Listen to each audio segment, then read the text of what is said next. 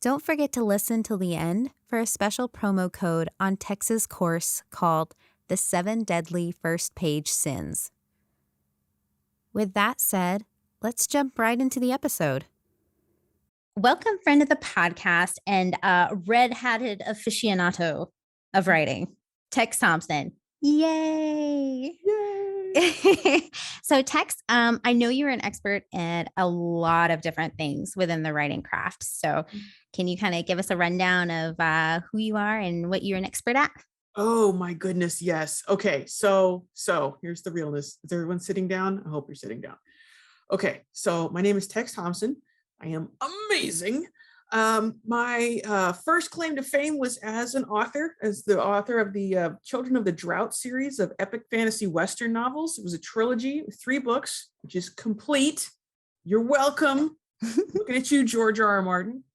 And then I have more recently been big in the developmental editing world as a sort of book doula. The story that is in you is not in me, but if we work together, I might be able to help it come out of you with minimal lasting trauma and damage. And then, of course, as in my mild-mannered alter ego is a locksmith by day. So I break into people's houses for fun and profit, 9 to 5, Monday through Friday, 10 fingers, no priors.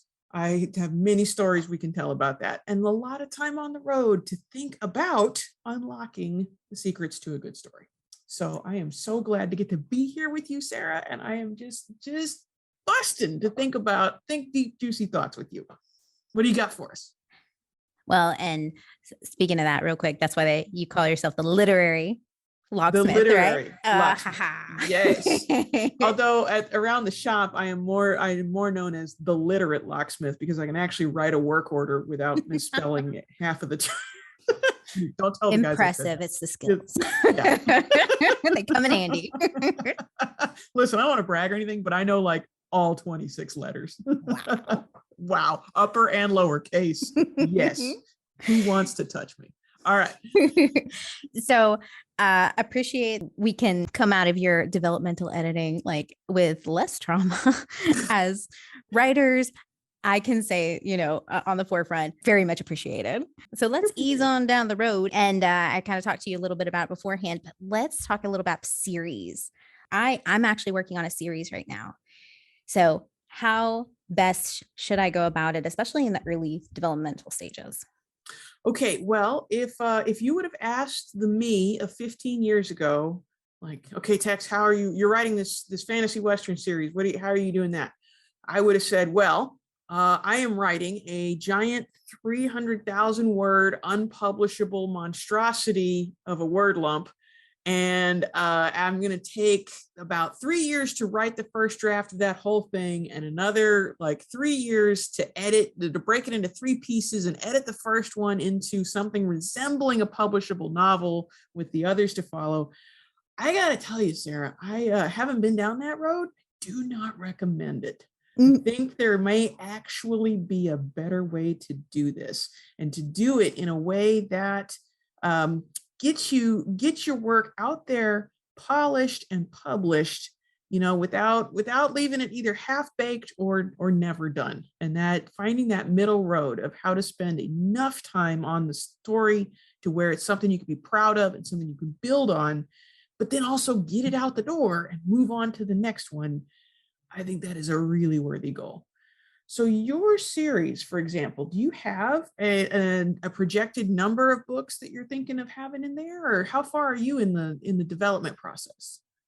So I've already decided on 4 books. Okay. Right. But I want the same bad guy for all 4 books. And again, it's just the recurring bad guy and to kind of follow along. Right. Yeah. Like he's continuously bad. It's never quite resolved until the very, very end of the series. Okay. So it's like, so you found your kind of unifying thematic element for all 4 of these books, right? Exactly. So are you having different protagonists each time, or is this the same protagonists, or like how's that set up?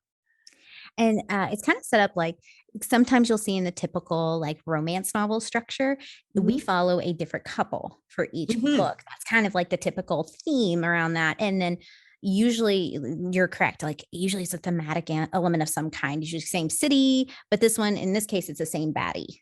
All right. I like it. I like it. Unity through villainy. Yes. Yes. Yes. Okay. We all unify at someone we don't like. Yeah. Well, and I think it's great that you already have such a clear answer to that question, because I think anytime we're working on a series, that's one of the things we got to think first about is how interrelated are these books? Is this going to be something where we need to start at book 1 and progress then to book 2, or else nothing's going to make a lick of sense, like if it is a Game of Thrones type of thing, or if it is, I mean, you could call Harry Potter that, I suppose. Each book is an adventure in itself. It's 1 year of their school year.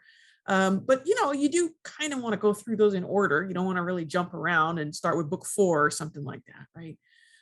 So there is kind of a sliding spectrum. On the one end is, yes, you must read these in order or you will be completely lost. It is a single story that just happens to be broken up into multiple volumes.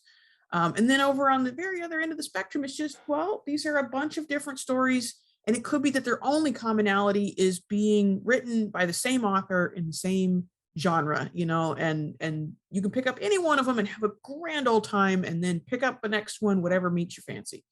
So it sounds like in your case, for example, are you kind of thinking that people would start with the first book and then move on from there, or does it not really matter for yours? For mine, I was kind of trying to build it individually. Like you don't necessarily have to have read the book prior, but it's best if you do. Yeah. But you can still understand it, but you can still understand the full story otherwise.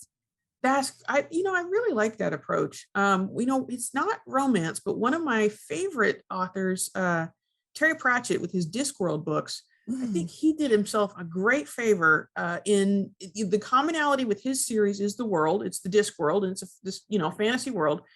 Inside that world, he's got several different groups of characters that he will use in his stories. So like there's some of his books that are about the witches of Lancre, and there's some of his books that are about the Night's Watch, the Watchmen of Ankh-Morpork, and there's some of his books that are about Rincewind the Wizard.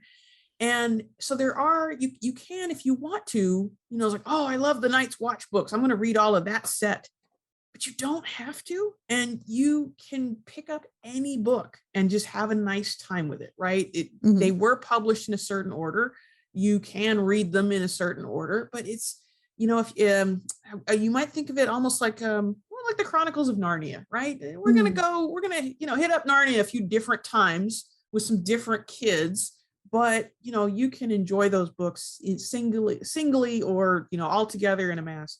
And I find that so to me, that model of series publication, we might think of it as like if the Harry Potter or the Game of Thrones is book 1, 2, 3, 4, 5, 6, and only then should you read 7, we might call that a strictly linear model, right? But the Discworld model, the Narnia model, the you and I were just talking the William Faulkner model, yes, right? Faulkner, with his Yakapatawpha County, right? Where I said so many of the stories.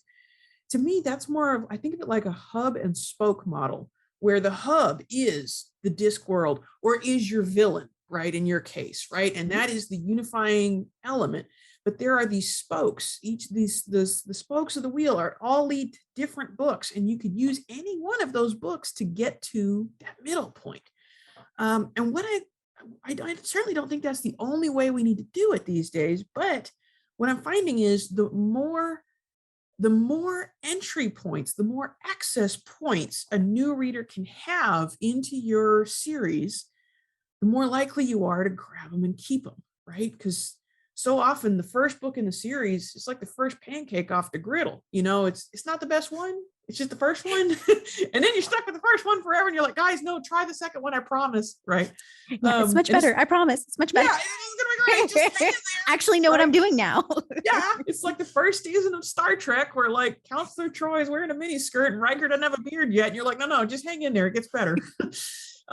Yeah. So yeah, that hub and spoke model, I think, is one it's not something that used to be very common, but I'm glad to see it proliferating. And I think it's well worth considering. Like, yeah, what if somebody wanted to start with the second book in the series? It's like, would that work? Could they still have a good time?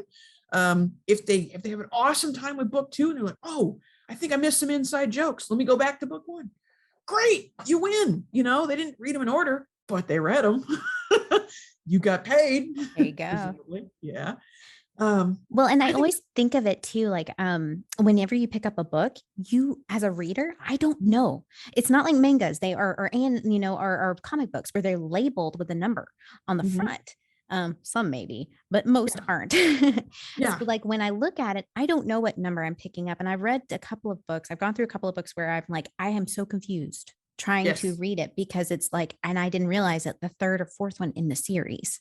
Yes. Where you are supposed to read them beforehand to kind of get like the sense of what is going on. Yes. And I think that's a really good point. And I would mention too, I think, the more important it is that a reader does read the story in strictly linear order, the more prominent that book number in the series should probably be, right? On the cover, on the back, all this is, to some authors, I've seen it work it to such an extent that book 2 starts with chapter 38, right? Ooh, because as soon as you crack that cover and you're like, chapter 30, what the hell? And then you got to go back because it truly is, that author is truly considering this one story that's broken up into multiple volumes, and they want to make really sure that you get on the train right back at the depot right when it first leaves the station.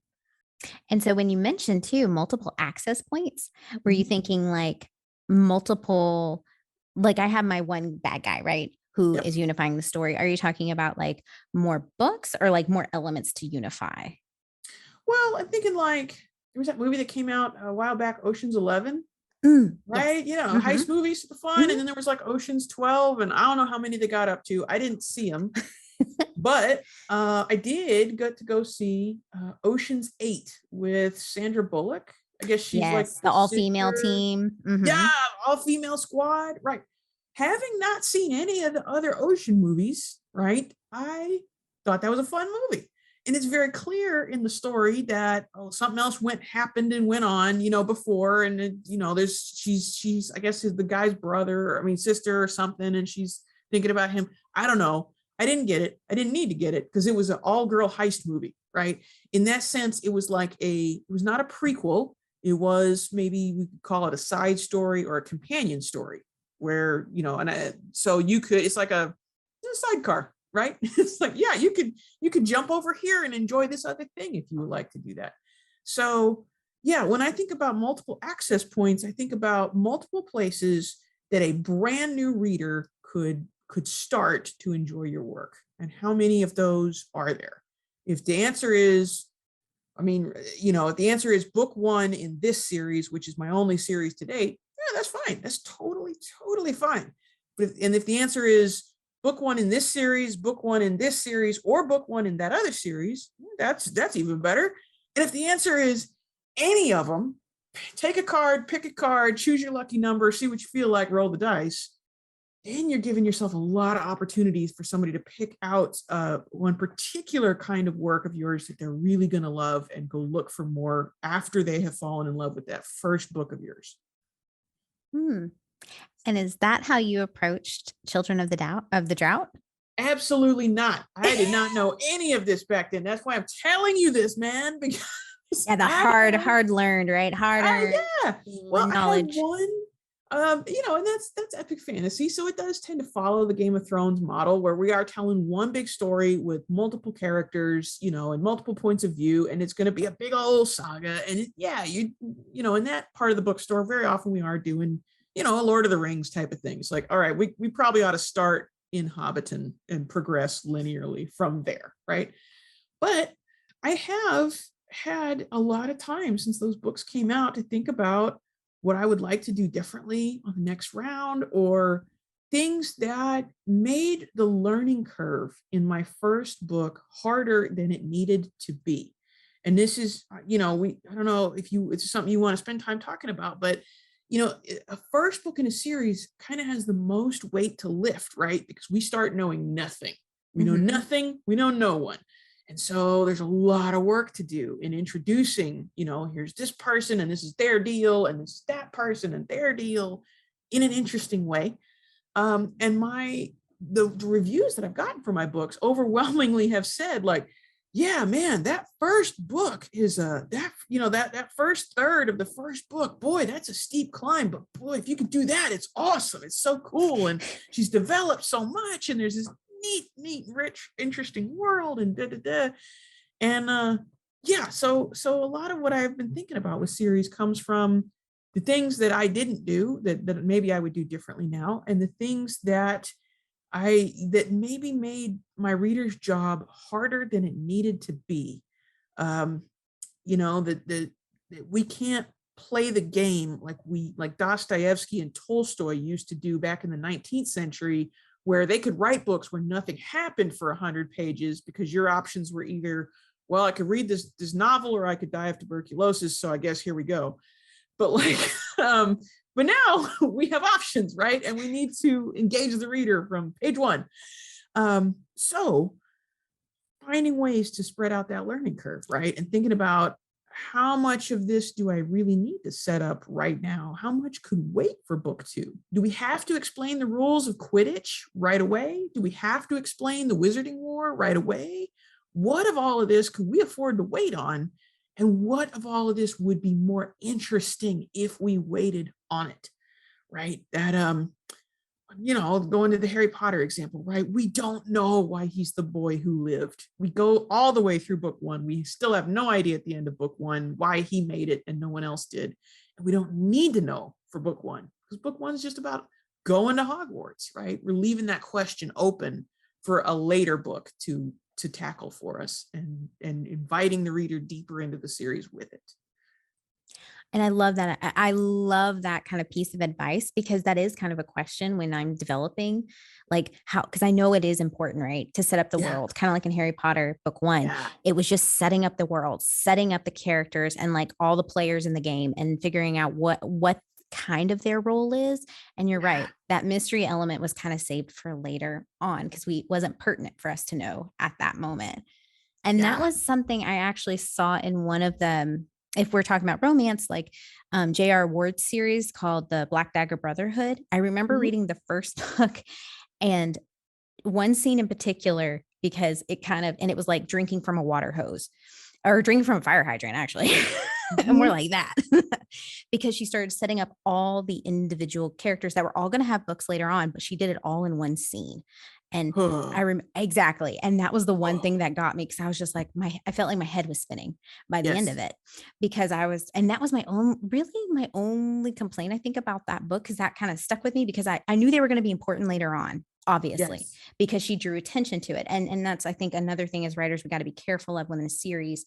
You have to be careful what you're drawing attention to in order for it to come into play later. But it's that first book, you're right, that's really pinnacle to setting up the world and what we can expect. Yes. Well, and it's, too, I think it's so much easier to think about these things when you're no longer slogging through your first draft. Right. Your first draft is you are up on stage marking the actors' places with tape on the stage. Now, okay, you stand here and you do this, and then you get ready to run on when this happens. And it's only in revision that you can really sit in the audience and say, okay, how is this going to read for you? I know what I was trying to do when I wrote this. I knew I needed this and this and this to set up this and this and that. But now that I'm sitting here looking up at the players on the stage, how is this going to be received by my reader, right? What am I giving them to be interested in while I'm doing this work behind the scenes? And that is, I think, at least a two-stage process, right? It is very hard to be the director and the audience at the same time. So giving yourself the luxury of info dumping fearlessly, shamelessly on your first draft, and then going back and revisions, like, okay, now this 100 pages about the history of the magic dingus is not going to work right here at the beginning of the book. I'm going to have to figure out a way to break this up. Yeah. And how could I turn some of these answers that we're not yet necessarily interested in into questions that we really want the answer to, right? If I catch myself over explaining something, and I'm like, but you're going to need to know it later. It's like, okay, but how do we make them want to know it later, right? And how do we do that? Like, okay, if I tell us a certain fact about, okay, well, this is the blue magic crystal and this is what it does, and then we have room to wonder about the other ones, right? Like, this implies the existence of a red magic crystal, but if you want to find out about that, you're going to have to read on, right? Kind of dropping breadcrumbs. And I am all about that, because that's the one thing too I'm thinking about right now. And I know it's really important for a series. It's kind of like the foreshadowing, right? Like, Yes. we're dropping those little breadcrumbs here and there for a bigger reveal later on. So that way, if you're, a really eagle-eyed reader, you can spot it coming down the line. But if not, it's still a nice surprise and you're like, that makes sense. Yeah. There's a technique. I've been thinking of it as the sort of the unspoken copula, the unspoken or else that you get, like, you think about, like, in the Lion King, right? Where Mufasa says, everything the light touches, that is our kingdom. Yes. And yeah. And then Simba says, what's that dark shadow over there? Well, that is Dallas, my son, and then you must never go. Especially at night. But we don't say what it is, right? We tell Cinderella she's got to be home by midnight or else. We tell this little kid not to get his little mogwai wet or feed it after midnight or else. We tell the dwarves not to step off the path in Mirkwood or else. And even in, like, that Ben Stiller comedy, Meet the Parents, we say, okay, don't do this with the cat or else. Don't flush the toilet with the handle like this or else. But we don't say what. And so immediately the reader is like, if you want to glue a reader to their chair, all you have to do is have our hero and heroine driving up to her parents' house for dinner. And all she has to say is, okay, whatever you do, don't ask my dad about his job. Right. And then instantly we're like, why not? And then we know it's going to happen. And then something amazing, it's like we just catnip for reader brains to have that unspoken or else hanging over us the whole time. I love that too, as a tension builder, right? Yeah.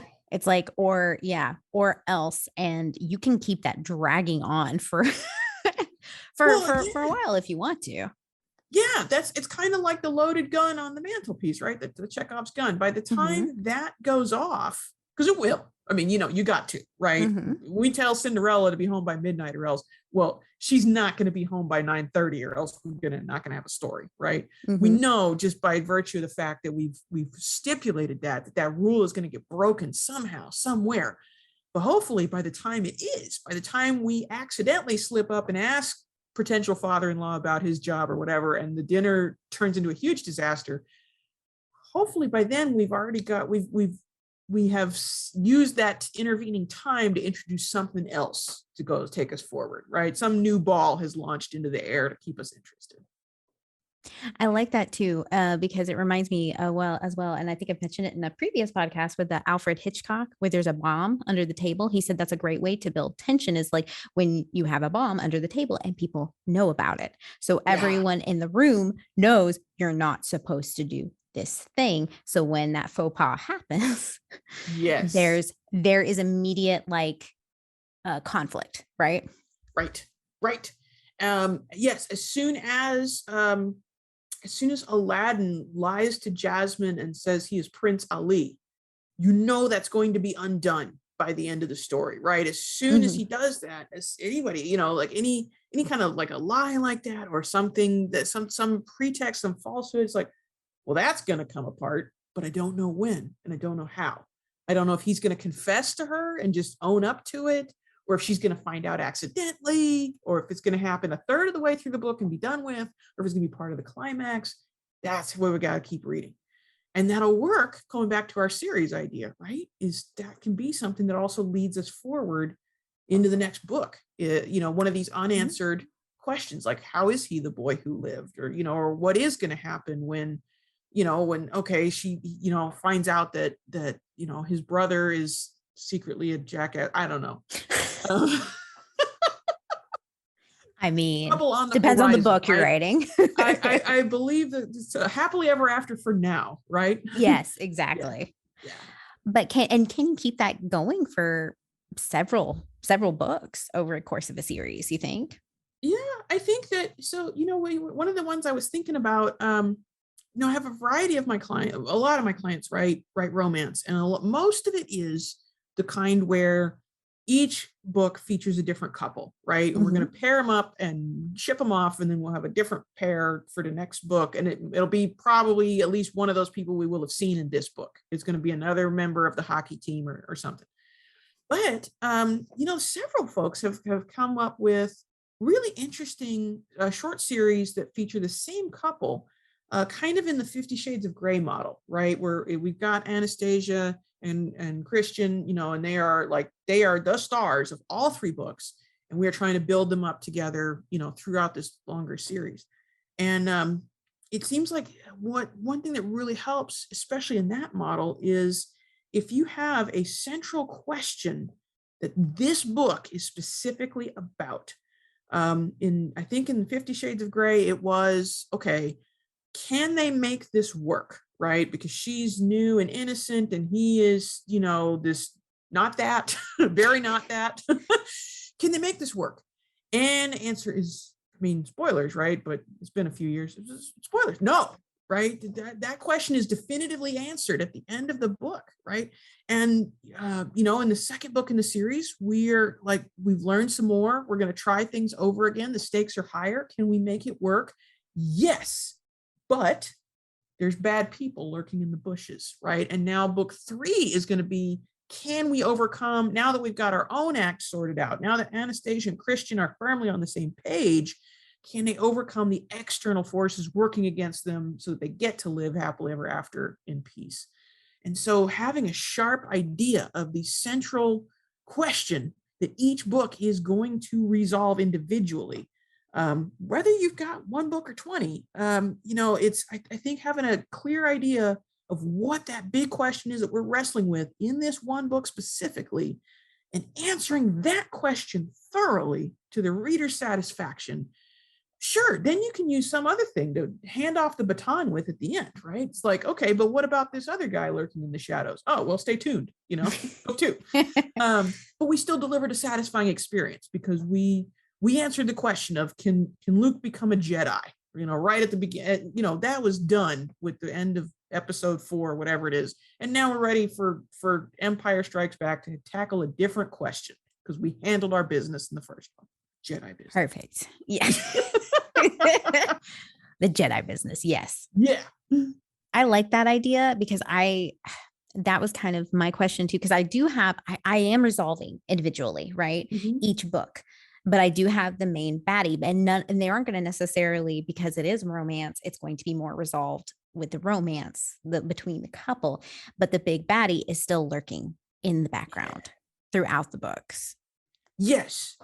So basically, if your big question is, can Dwayne and Blair, not their names, but can Dwayne and Blair work through their issues and become better people, to grow and mature together, and and find happiness in each other and earn their happily ever after? That question is definitively resolved in that book, right? It's like, yes, they can. Yes, they do. They are going to be, they're going to be tight, solid pair by the end of this story.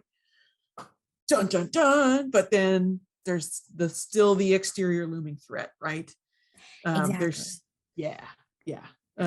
And I started actually chronicling, because again, since I'm writing 4 books and I don't want everything revealed all at once, and like you kind of said, peppering it out, I started trying to basically catalog things I want to reveal and when I kind of want to reveal them. Is that something, I know everyone's process is different, but is that something you kind of thought of with Children of the Drought, or would you suggest that? Oh, yeah. No, I think that's a fantastic idea. And to think about, okay, so what treats are we going to give the reader in each of these books? What new information, what new characters, what massive changes in the status quo? I think it's easy to fall into the trap of thinking, okay, well, if I want the same villain in all 4 books, then that means he's got to be a little scary in book 1, but more scary in book 2, and even more scary in book 3, and just world-endingly scary in book 4, like a linear progression, which certainly can work. But I think it's a great idea to A, plan in advance, don't just pants it, right? But B, to think about disruptions to a pattern, especially if you are going to have more than 2 books in a series.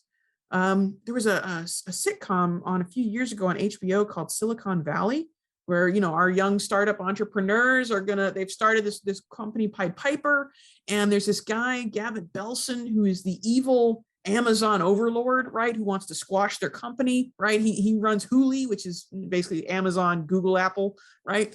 And so Gavin Belson is set up from the beginning as the main villain, right? But there's a point in one of those series finales where he is fired by the Hulu board, right? He is ousted from his own company. This new guy comes in and takes over, and we're like, oh no, our nice, safe, familiar villain seems to be gone, right? Who has taken his place? And now Gavin is coming to our heroes asking for help. Like our sworn enemy, right, is like, guys, you got to help because he's taken over Hulu, and this guy is no good, and it's like, wow, now what's going to happen, right? So yeah, I think planning for those reveals and maybe thinking about dramatic reversals in the status quo and what could you do? Yeah, maybe Gavin will come back in book 3 and then be turned back into the Supreme Overlord, who is our final villain again in book 4. We will finish as we started, right? But to have a major interruption in between, or to have it revealed like, no, Vader's not the real problem. You're going to want to look at the Emperor, right? Something like that really can do more than just dialing up the volume knob on all the stuff that you established in book 1. I love that. I'm with you, because I actually talked to one of my girlfriends, and we were actually texting about this the other day, because she just got into Westworld. And like, I feel like the status quo, me and my husband loved this season 1. Amazing. Yeah. But then on season 2, I felt like the shakeup was so drastic and almost felt separated from the first season that it kind of lost me. Is there a point where do you think the shakeup could be too drastic and we have to be careful of that? Oh yeah, you can M. Night Shyamalan your way into the trash can at any point. I like that you use that as a verb. Don't M. Night it, man. Don't M. Night Shyamalan it. Well, and it's unfortunately we often try so hard to outsmart our readers by doing something that they will never guess, that we end up doing something that they never guessed because it was really dumb and we shouldn't have done it, right? Like. Right. So you're right that it's tempting to just I don't know to jump the shark kind of thing, like from Happy Days. But I think if we are clever, we can set it up with an outcome that is playing by the rules and nevertheless takes the game in a direction that most readers wouldn't expect. In Star Trek, in Deep Space Nine, right? There's this prophecy, right? That Captain Sisko, the what is it? He's the prophet. He's supposed to do battle with the demonic forces, like the Pa race, right? It's like he's going to meet them, and there's going to be this climactic battle. It's almost like it's got this weird space version of the Book of Revelation, right? It's like there's going to be this big battle, and that's going to determine whether good or evil win, like forever, right? Okay. And so we have that set up for us through many episodes of that show. They think he's the prophet. He's supposed to go do this thing. He doesn't want to be the prophet. He doesn't want to do the thing. But we can tell that these Pa-wraith demons are out there. And sure enough, the climactic battle kicks off. And it's wow, it's really intense. This is what we were all tuning in for, right? And then it is interrupted. It is broken up in a way that it was never supposed to be by this outside thing that happens. And now that prophecy is meaningless because the battle was interrupted, right? We don't know what's supposed to happen next. We're off the books, man. Like nobody won that fight. So anything could happen next, right? We were promised a battle and we got one. That's the thing I think keeps this from going off the rails and now for some random nonsense, right? we promised the reader that there was going to be a big epic showdown, though it could go one of two ways, right? The reader got the big epic showdown that they wanted and that they'd been salivating for, but they got a surprise at the end of it that maybe they weren't expecting. And that, I think, when done well, can thrill and delight, most of your readership, because it's like, I got something I expected, which was the big awesome fight, but also something I didn't, which was, oh shoot, this wasn't in the forecast. Something blew up what was supposed to happen, and now we don't know where we're going next. Stay tuned. I think that's not one way we can avoid kind of the bait and switch problem you were mentioning.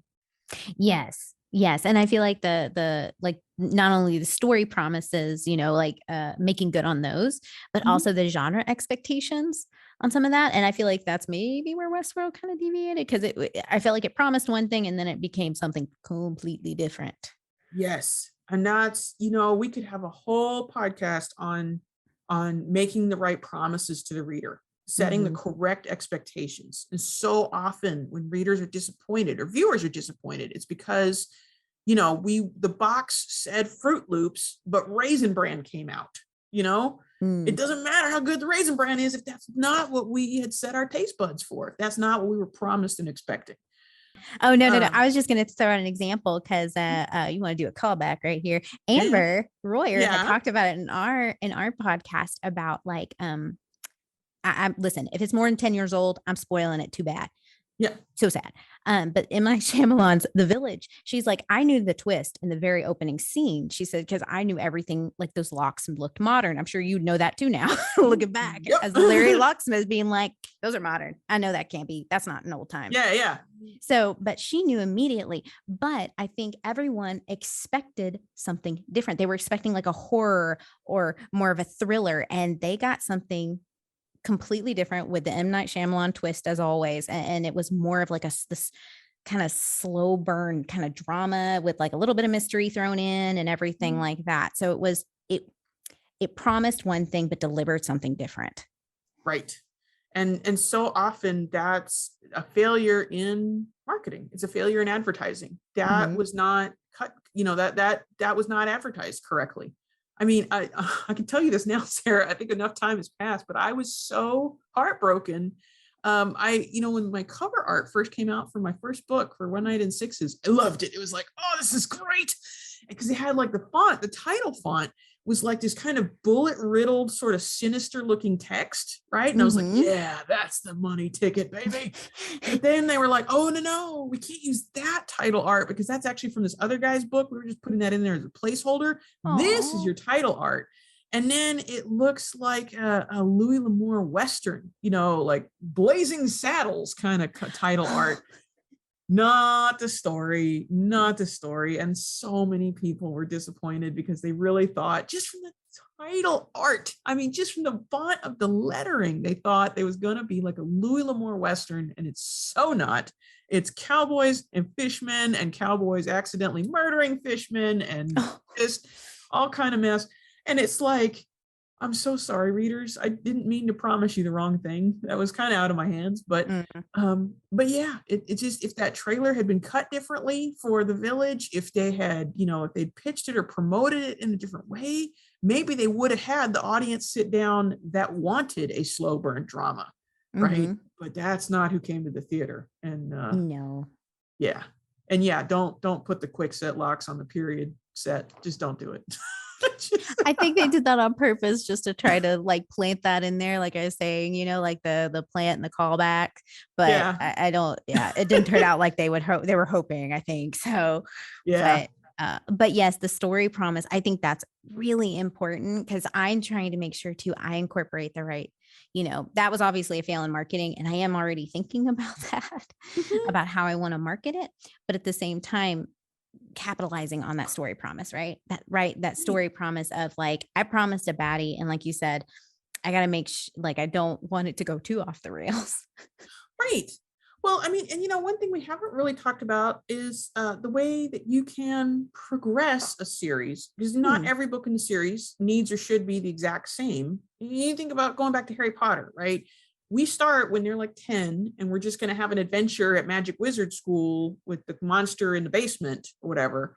But thematically, as those characters grow up in the course of the stories, the themes get darker, and the stakes get higher and things get grim and scary. And they go from being middle grade books to young adult books, right? In the course of the series, we are always going to deliver a Hogwarts experience. It will always involve Harry and Hermione and Ron, and we will be at wizard school doing wizard stuff, and Voldemort's going to be somewhere as a threat in the background. Like, there is a continuity list of things that do not change, that is consistent all the way through the series, but there's still room to progress and grow that series, right? We don't have to be doing monster of the week in the basement every single book. We can get, we can make the stakes higher. We can make the books longer. I mean, we can make Chihuahua Killing Doorstopper, 1,000-page Goblet of Fire, Death Brick novels if the audience is there.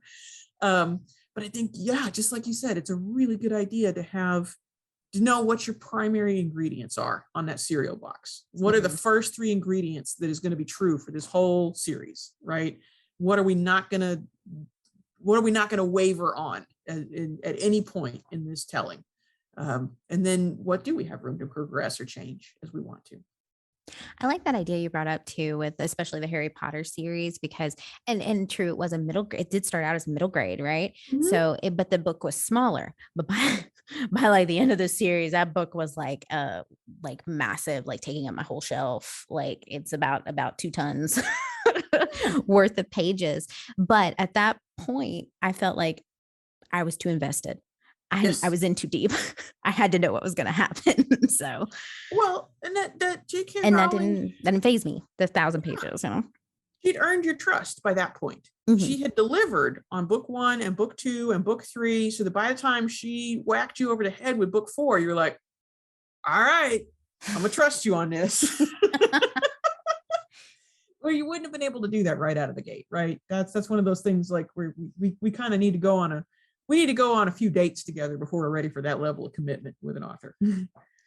Yes, that's very true. Because when I do sometimes peruse, late at night when I'm bored and I'm perusing Amazon, because I should be doing something else. I should be sleeping probably. And I'm perusing the new releases. Sometimes I'll look at the page count and, like, for a first book, and I'll be like a little intimidated. I'm just like, ooh, I don't know much about this author or this book series. So right. And I think that's one of the things that I did that I was actually really glad I did back in the day, was I made myself little, and this is probably, there's going to be a better digital way to do this nowadays. I made little printed chapbooks of just my first chapter. So that instead of trying to go around like, hey, do you want to, like, spend 7 or 8 hours of your time reading something by someone you've never heard of? Here you go. Instead of trying to give them the whole thing and sell them on the whole thing, I could just give them that first chapter. Like, and that's a single serving. That's like, 3,000, 5,000 words. That's like short story length. And so, if you can, again, we're talking about, access points, right?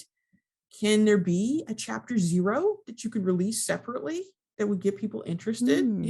Could there be something that is just a fun little, just a single serving of your world and your characters that would be fun to read all in itself, without anything else? And Sarah, I don't know, it's been a couple years now, but if you ever saw The Good Place when it was on TV, I love that show. Yeah, there was a great show. Yes. I'm just now getting around to watching it. And it's like, okay, so there's like this little intermediary series bridge where it's just like a 10-minute mini episode, and the bad place is sitting around their conference room table trying to figure out which 4 terrible people they're going to be sending up to wreck the experiment, right? And it's so funny. And you don't need anything else. You don't have to watch anything else. This is just like, these are like demons sitting around talking like, okay, we gotta send at least 1 telemarketer up there. I mean, I know we've got plenty down here. And it's fun. It's self-contained. It is, and I'm going to use the word one more time, single serving fiction, right? And for those of us who are writing War and Peace, and I include myself in that, it can be really important to offer a tasting Costco sample cup of your world, your story, your characters, to get people initially interested.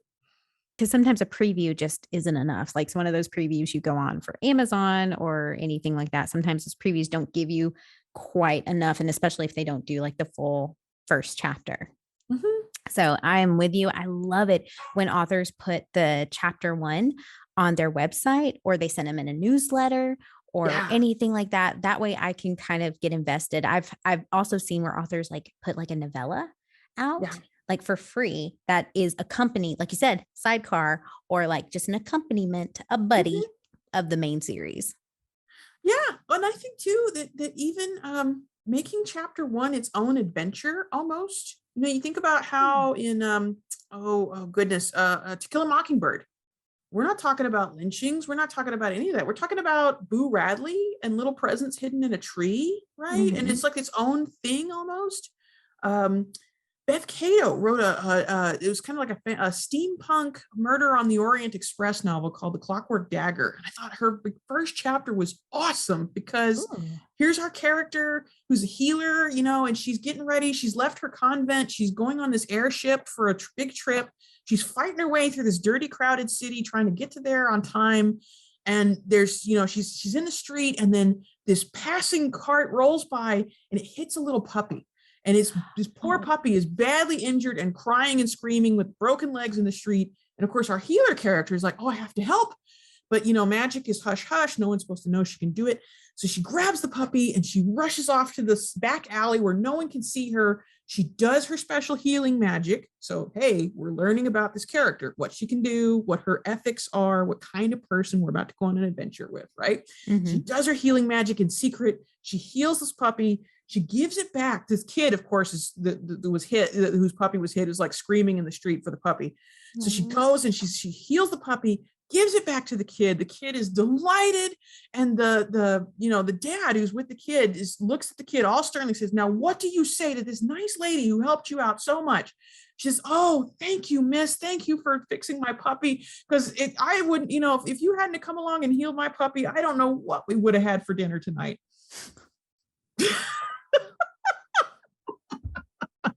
And of course, Sarah, I mean, shocking twist, right? Right. But it is its own self-contained little micro adventure. Just getting, and in the next chapter, the healer character, she gets to the airship, she gets on board the airship, the murder mystery starts, right? We don't come back to this town or these people, but there is this little micro plot of tough decision making and excitement and and unexpected surprise. It's almost like a short, like the first chapter is almost a short story. And I think what a great way to promise the reader, here's a character who has these powers, who wants to do the right thing, and this is a world that is dangerous and ugly in ways that maybe you weren't ready for, right? Okay, if that's your jam, read on. You're going to love the murder mystery that follows. Well, and that's a great setup. What a great way to kind of build that world already Yeah. without getting like delving too hard into the story in the very beginning. We just, like you said, get a taste of who this character is, what kind of world they live in, and like the kind of the parameters, right, of their powers or what they're working with, so that we kind of get that idea. Great advice for chapter 1, right, in the series. Yeah. Save the puppy. Save. What happens to it afterward is none of your business. And hashtag save the puppy. Does the dog die.com. Yeah. Not on screen. Not on screen. Yes, there you go. Yeah. So we've obviously had a great time. You've given some great advice. So what's the best way for people to stay in contact with you or, reach out? Okay, so if you want to lock yourself out of your house by accident in the Highland Park area of Dallas, give me a call, come right over. Otherwise, my website is www.thetexfiles.com. It's like the X-Files, but it's the Tex Files. And there's a whole variety of things on there. I just now uploaded some fancy video classes, including there's 3 different ones right now as of this recording. We've got troubleshooting your novel. We've got Auntie M's Guide to Greaseless Self-Promotion. And there is also, my favorite one is called The 7 Deadly First Page Sins. I'm going to put in a promo code that is Save the Puppy. all caps, so you can have it for $10. So if you listened all the way through this episode and put up with it and with all of that, I will plug in that coupon code so you can use it, so you can have that class for $10. Nice. All the right things to do or not do in your first page of your story, so you can avoid breaking the deal before you seal it. And save the puppy. Thanks so much to Tex for joining me. Book recommendations for this episode: One Night in Sixes by Tex Thompson and Guards by Terry Pratchett. It's the 8th book in the Discworld series, but a solid place to start. I've dropped links to the recommended books in the show notes. We are using an affiliate link with Amazon, so if you'd like to help the podcast, be sure to use it. I hope you stay safe, healthy, and keep writing. Bye!